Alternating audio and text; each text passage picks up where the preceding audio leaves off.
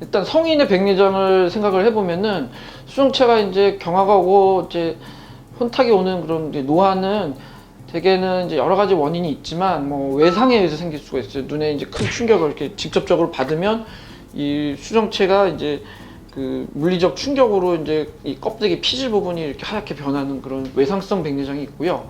또는 이제 눈에 이제 염증이 있는 질환들, 포도막염이라든지 뭐 유리체나 망막 질환이 있으면 눈 안에 만성적으로 염증이 오래 있게 돼가지고 그런 영향으로 수정체에 이렇게 혼탁이 오는 그런 백내장도 있고, 그 다음에 제일 흔한 거는 아무래도 이제 노화에 의한 겁니다. 이건 생리적인 노화로 그냥 나이가 들면서 생기는데, 이거는 정말 사람마다 이제 많은 차이가 있어서 60대, 70대 어르신들 수정체 보면은 뭐 그렇게 혼탁이 없고 시력도 잘 나오고, 하지만 그러니까 백내장 자체는 경미하다고 하는 정도로 표현하는 그런 식으로 이제 노화에 의해서 진행하는 경우가 제일 많죠.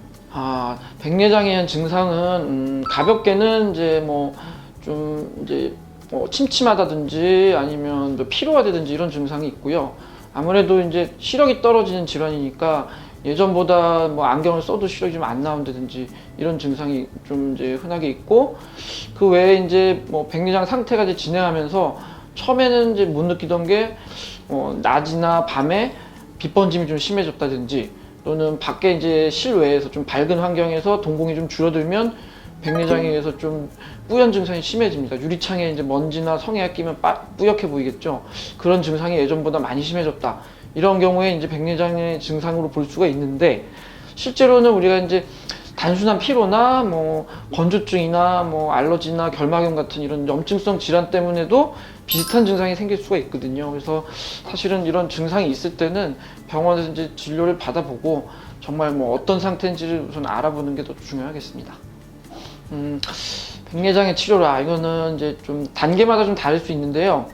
우선은 백내장이 이렇게 심하지 않은 경우에는 안약을 이제 점안을 해가지고 규칙적으로 안약을 점안해서 그 수정체의 어떤 노화를 좀 억제하는 그런 치료를 할 수가 있습니다. 이 경우는 백내장 상태 아주 경미할 때인데, 대개는 좀 젊은 분들에서 빨리 생긴 백내장이 뭐 시력 저하를 많이 유발하지는 않고, 그런데 초기 백내장은 있으니까 이거를 최대한 좀 수술을 안 할 수 있게 좀 늦추기 위해서 안약을 이제 규칙적으로 좀 점안을 하고요.